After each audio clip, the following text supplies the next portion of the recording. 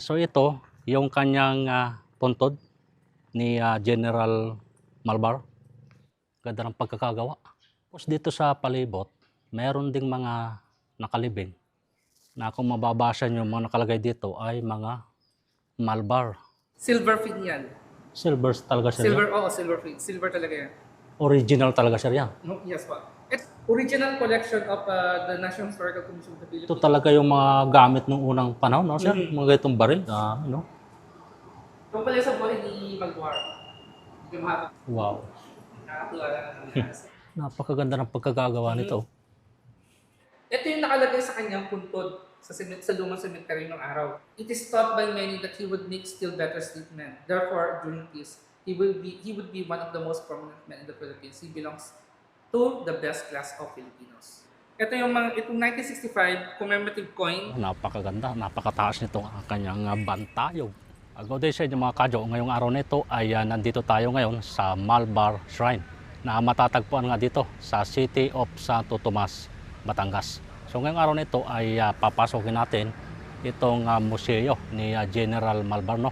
Para makita natin yung ilang personal na gamit na nakalagay nga dito sa kanyang museo. Ayan, no? Napakaganda, napakataas nitong kanyang bantayog, Malvar. Akala ko may tubig.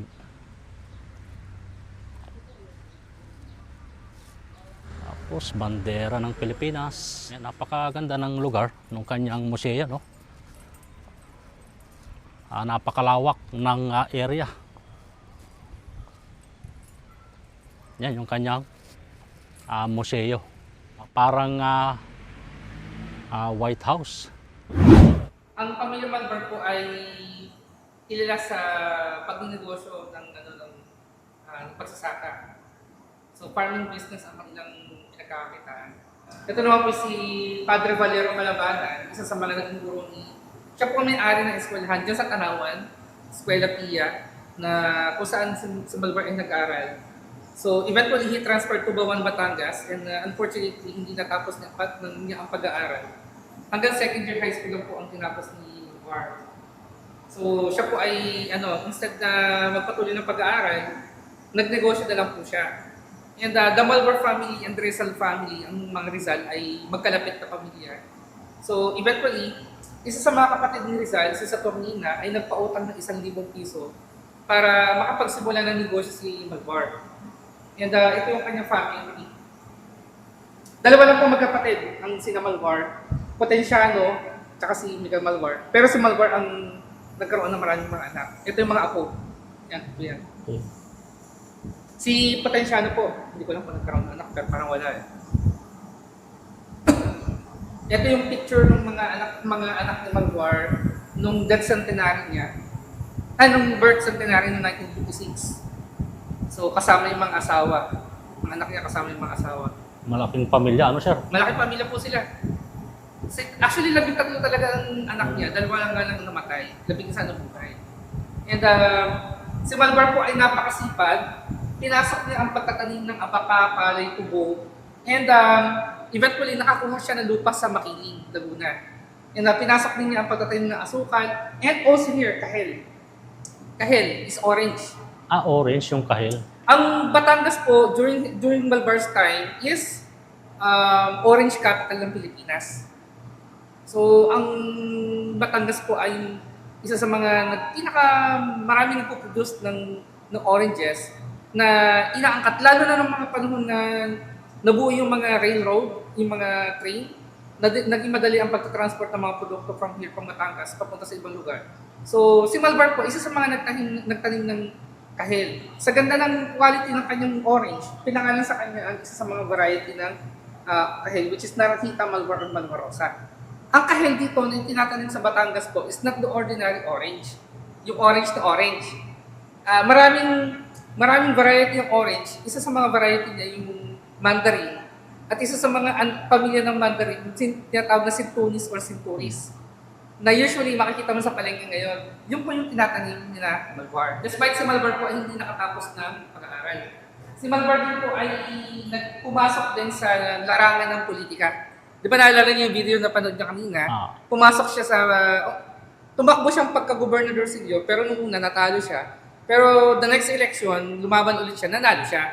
Kaso, sa tindi ng pakikipag-ilitan ni Malvar sa mga praile, so eventually, ang mga Malvar family ay pinaratangan ng Cora Parroco dito, nakaaway ng Espanya, kolonya ng Espanya, na eventually, yung tatay ng Malvar ay pinaaresto at ikinulong. So, one of the reasons kung bakit si Malvar ay nag-join sa revolution because of the political issue. So, and meron tayo si Malvar po ay mahilig magsuot ng salakot, nilalagay niya sa kanyang salakot. Isa sa decorative piece, silver fin yan. Silver talaga siya. Silver, oo, silver fin. Silver talaga yan. Nilalagay niya ng palamuti sa kanyang mga salakot. Napakatagal. Isa sa mga donate ng family Malvar, is his portrait. Malvar wearing a rayadillo. So, yun, revolutionary uniform during the time. Original talaga siya yan. No, yes, po. And this one is painted by Fernando Amorsolo. Amorsolo painting po ito, national artist natin. So, si Malvar ay nakasuot na kanyang rayadillo. Si Malvar po, yan yung kanyang punyal, dagger. Grabe, no? At meron siyang baril. Si Malvar po, by the way, kung napansin nyo, hindi siya masyado matangkad. Ang height talaga ni Malvar, 5'3 lamang. Okay. Hindi siya katangkaran actually. Pero napakagaling at napakahusay na leader ng revolution. Hindi man po ito ginamit ni Malvar. This one was not used by Malvar, but this one is an original collection of the National Historical Commission of the Philippines, created book. So uniform during that time. This one is a 3-star. So original collection po ito, ginamit talaga ng revolutionary. Hindi lang po namin alam kung sino ang gumamit, pero original collection po yan. And ang unang battle, ito yung iba't ibang mga labanan na kinasakutan ni Malvar. Ang unang battle na kinasakutan niya is the Battle of Talisay, Batangas, nakasama si Aguinaldo. Nag-witness si Malvar at Aguinaldo during that time sa labanan. Eventually, si Malvar ay naging lieutenant, tumaas sa kanyang rango. Eventually, sa Makiling, sa Santo Tomas, Batangas, dumaban si Malvar, 75 tao ang kanyang pwersa, 23 lang ang may baril. So the rest, puro bulok at sandata. Basic na ng mga farming tools ang ginagamit na, nananalo sila sa laban. And eventually, nirescue niya yung tatay niya. Di ba, remember nakakulong, kinulong ng mga pari. Nirescue niya yung tatay niya sa pagkakakulong. So ito yung mostly, ang mga labanan ng Malvar ay concentrated here in Calabarzon. Mostly in Batangas, Laguna, Cavite, ayan. So isa sa mga famous battle ng Malvar, pinumunuan niya ang paglusog sa yung labanan sa Zapote Bridge. Naalala niyo yung pagitan ng Bacoor at saka ng Las Piñas. Las Piñas. Yan, labanan sa tulay ng Zapote. So si Malvar sa mga namuno sa labanan during that time. And karamihan sa mga battle ng Malvar, talagang hahanga ka sa kanya.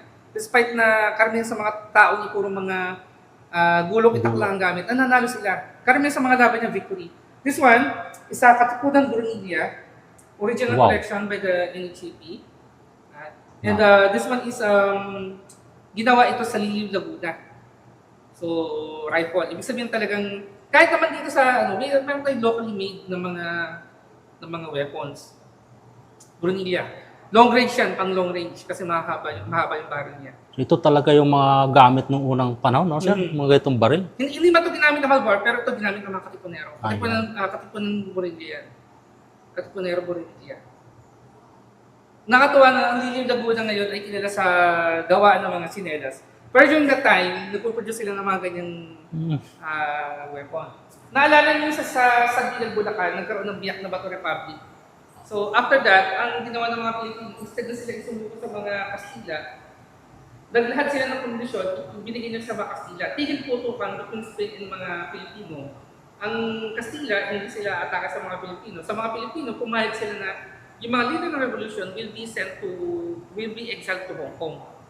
So eventually, kasama si Aguinaldo and Malvar na pinatapon sa Hong Kong. Pero, yung mga ibang general, hindi sang-ayon. Sina General Macabulos ng Pangasinan, Talacat, Pampanga, Isadora Torres ng Bulacan, Kapitan Isabel Abaya at Leong Kilat ng Cebu.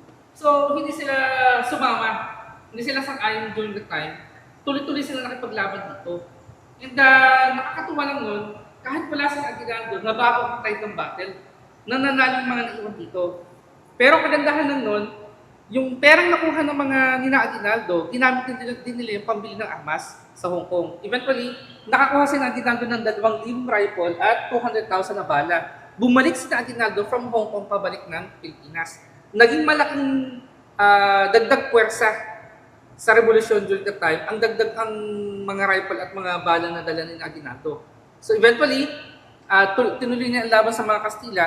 And during the time ng 1898, almost buong Luzon nasakop na ng mga revolutionary. Except Manila.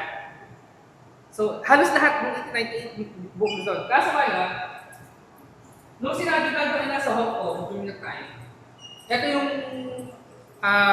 nakipag-ugnayan ng mga Americans kay Aguinaldo in Hong Kong na kung saan nangako ang mga Amerikano na tutulungan na tayo maging malaya. So, and eventually, dala-dala ng Aguinaldo ang pangako niya pabalik ng Pilipinas. And noong 1898, nung idineklara ang araw na kalayaan, merong representative ang US noong mga panahon na yun. So ngayon, ang usapan nila that time, since malakas ang pwersa ng mga Amerikano sa dagat, sila ang bahala sa pwersang dagat. So ang usapan, aatake sila sa Manila Bay, together with the Filipinos. Ang pwersang Pilipino, ang mga pwersa ng mga revolutionary sa lupa, kasi malakas ang pwersa nila sa lupa. So aatake sila sa lupa, ang mga Pilipino, ang mga Amerikano sa dagat. Kaso, nung umatake ang mga Americans sa Manila Bay, the battle of, di ba remember that, sabi nila Mac Battle, kunwaring laban between Spain and America, sumuko ang mga Kastila sa mga Amerikano, hindi sa mga Pilipino. Pero during that time, napapalibutan na ang Manila ng mga revolutionary. Sabi nila, ang unang encounter ng war sa may pinaglabanan sa may San Juan Bridge, pero it was corrected by Inchipi, Santa Mesa, one of the district in Santa Mesa ang unang encounter. And doon panahon na yun, na-threaten daw ang presence sa mga presence ng mga Pilipino ang mga Amerikano, kaya siya napuputok. Eventually, nagsunod-sunod ng mga labanan hanggang unti-unting nakubkob ng mga Americans ang Manila. Si Aguinaldo napilitan, ilayo ang government away from Cavite and Manila. They choose Malolos, Bulacan. Kaso, even ang Malolos, nilusod ng pwersa ni General Otis ang Pulo at Malolos, Bulacan. Eventually, si Aguinaldo napilitang ilayo naman ang headquarter from Bulacan, Pampanga, Nueva Ecija, Tarlac, Pangasinan, hanggang Aguinaldo was captured 1901 in Isabela. Even Luzon, Visayas and Mindanao, natalo ng mga Amerikano ang mga revolutionary. So those are some of the remains of mga Pilipinang tambak sa mga Santa Ana, Manila. Yan.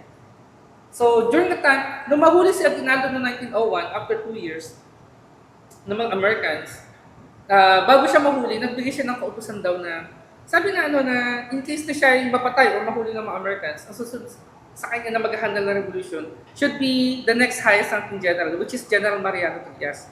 Unfortunately, Trias umurrender na si Trias bago pa man mahuli si Aguinaldo.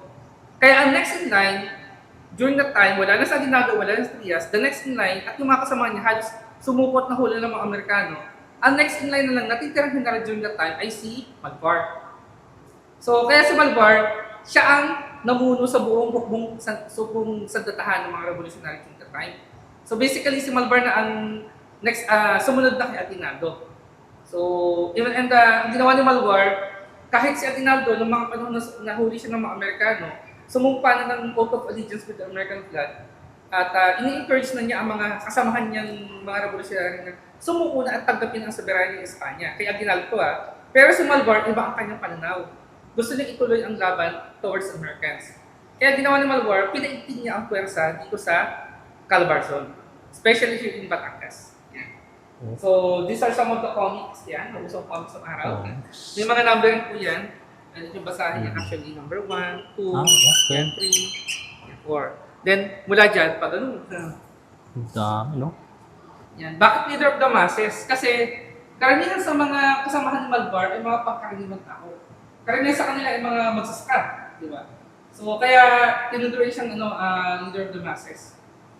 And marami talaga na-encourage si Malvar sumama sa kanyang grupo kasi napakagaling ni Malvar pagdating sa military tactics. Sa mga painting ni Juanito Torres, dahil niya aso. Wow. Nakatuwa lang ang aso. Napakaganda ng pagkagagawa nito. Ang tiyaga. Parang ano, no, yung... Mosaic ka. Oo nga. Pero kung mapapansin, para siya yung baso na nabasag-basag. Oo. Galing. Galing nga ng kakagalan. Ganda. There are two kinds of, dalawang klase ng pakikipaglaban na ginawa ng mga Pilipino against sa mga Americans. First, they use conventional warfare. Ang conventional warfare usually ay ito yung typical battle sa form of combat kung saan may dalawang magkalaban ng party using their face-to-face battle, weapons, and military tactics. Ito yung usually alam natin na labanan. So, unfortunately, ang mga Americans are well-trained pagdating sa conventional warfare. Alam niyo naman ang mga Pilipino, kailan nag-start lang ang training, no panahon ni Luna lang, di ba? Pero karamihan sa mga Pilipino talaga walang military training. Ang mga Americans talaga well-trained pagdating sa conventional warfare. Eventually, by the advice of the Director of War, General Antonio Luna, so eventually, they shifted into guerrilla warfare. Ang guerrilla warfare naman, ito yung taktika na kung saan gagamitin nila strategically ang ang topography ng lugar. So, this type of warfare presupposes mastery of terrain. Alam nila yung mga pasikot-sikot ng mga kabundukan. It's either they will ambush, they will retreat, they will attack, di ba? So, ang mga Americans, hindi naman nila alam yung pasikot-sikot ng kabundukan natin. Kaya, dito, kung mapapansin ang probinsya ng Batangas, ay napapalibutan ng iba't ibang mga bundok. Mount Makulot yan, Mount Dalaga, Malipunyo, Mount Tubo, Mount Banoy, Mount Batulao, yan. So, those are the different mountains na pwedeng gamitin ng mga Pilipino para maging advantage sila against sa mga Americans. Ito yung handwriting ng Malvar. Proclaiming Malvar is taking over yung position ni General Mariano Trias. Di ba remember kanina, Aguinaldo, ang sunod na highest ranking ay si Trias. Kaso sa Trias, sumuko sa mga Amerikano, sa Aguinaldo nahuli. Ngayon, siya na nag-take over during that time. And ang ginawa ni Malvar on his term as a leader ng revolution, ginawa niya, pinaitin niya ang pwersa, especially here in Calabarzon, lalo na sa Batangas.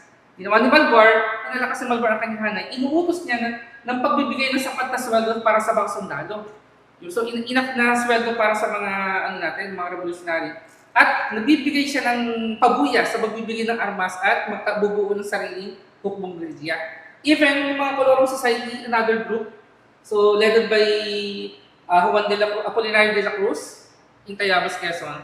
So, nag-support sila kay Malvar, nagbigay ng 3,000 pesos. Umigtim ang pwersa ng mga revolutionary because of Malvar. And eventually sa Malvar din ang nagputos ng simultaneous attack from different part of the country. Kaso, ang mga Americans at time, meron silang ginawa para mapasuka si Malvar. By the way, before that, this is how they torture yung mga Pilipino. Ang tawag nila dito is the water cure. Ang water cure usually ay torture. To-torture ka gamit ang, di ba na-contradict? Water cure dapat pagagalingin ka ng tubig, pero actually, torture yan.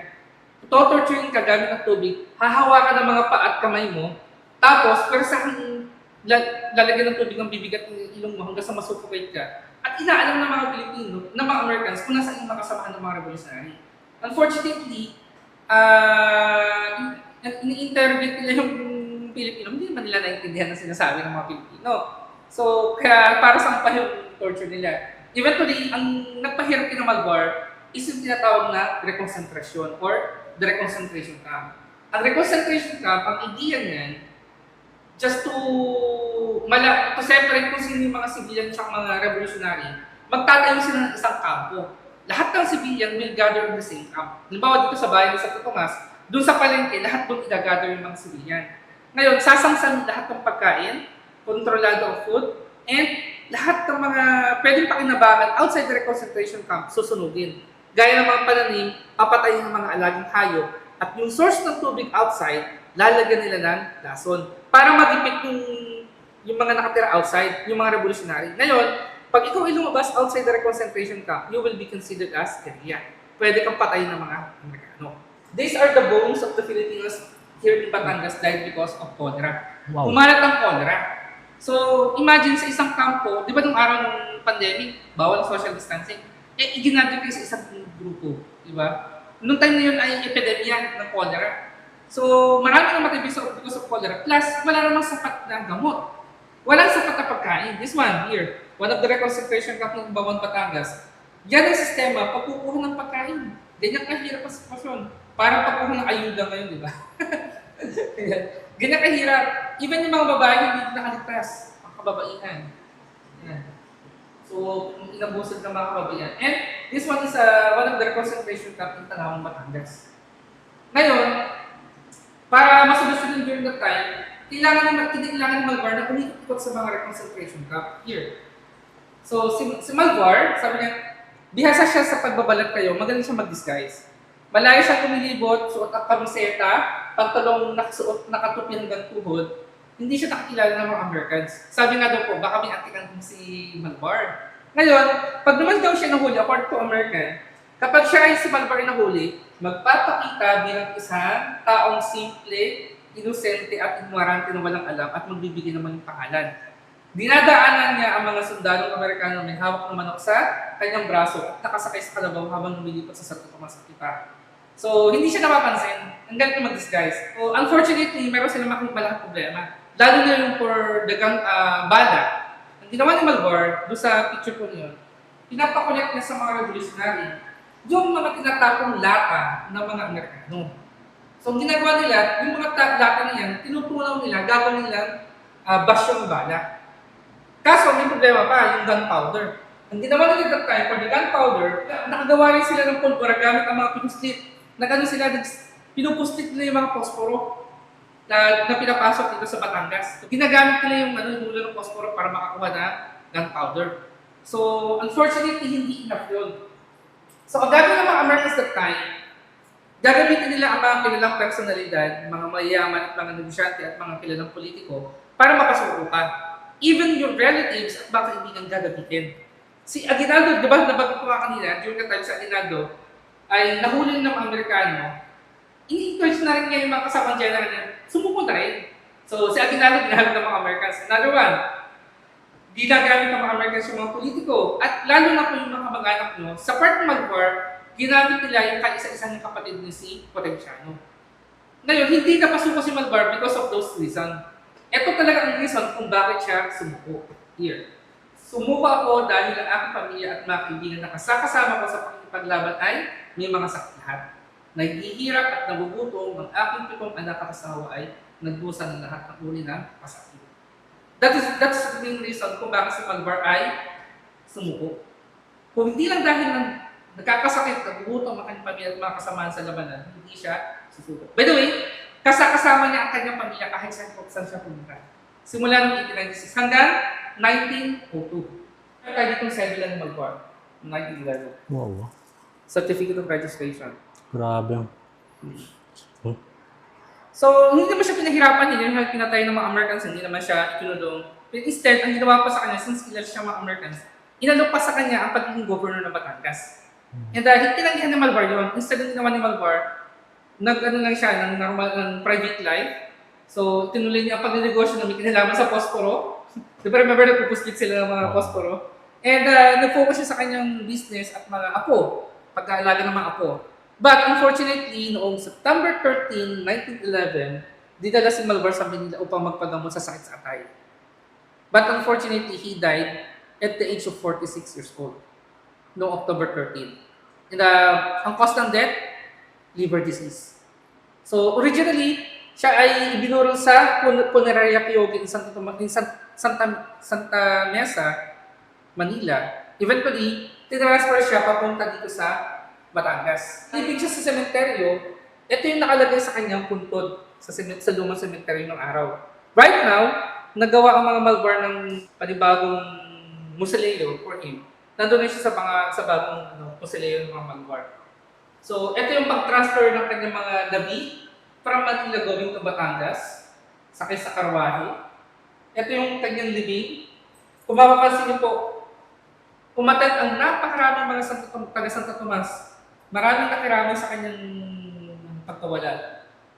So, talagang mahal naman ng mga taga Santo Tomas si Malvar. So, a good general, it is thought by many that he would make still better statement. Therefore, during peace, he would be one of the most prominent men in the Philippines. He belongs to the best class. Mga kadyo, so ngayong araw nito ay nandito naman tayo sa sementeryo na kung saan nakahimlay si General Miguel Malvar. So ito, yung kanyang puntod ni General Malvar. So pasukin natin dahil nagpaalam naman na tayo Yan, napakaganda ng lugar, no? Ganda ng pagkakagawa.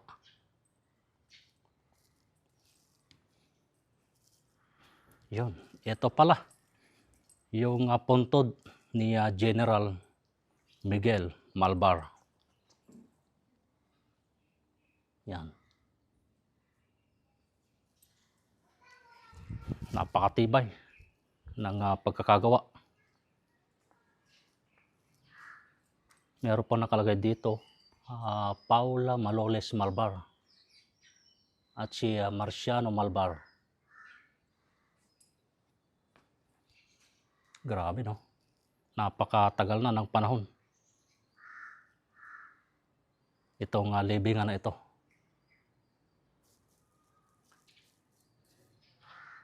Tapos dito sa palibot, meron ding mga nakalibing na kung mababasa nyo mga nakalagay dito ay mga Malvar.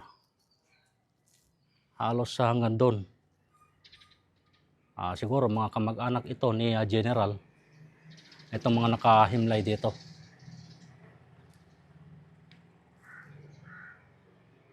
Yan, napakaganda ng taas, parang castle. Yan, oh.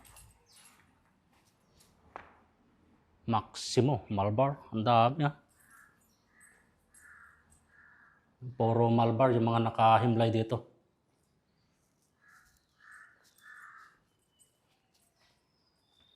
Yan, oh.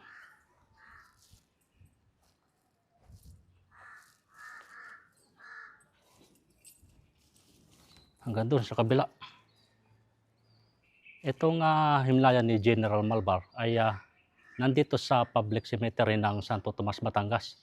Pero nakahiwalay naman itong kanyang libingan at itong kanyang mga kamag-anak.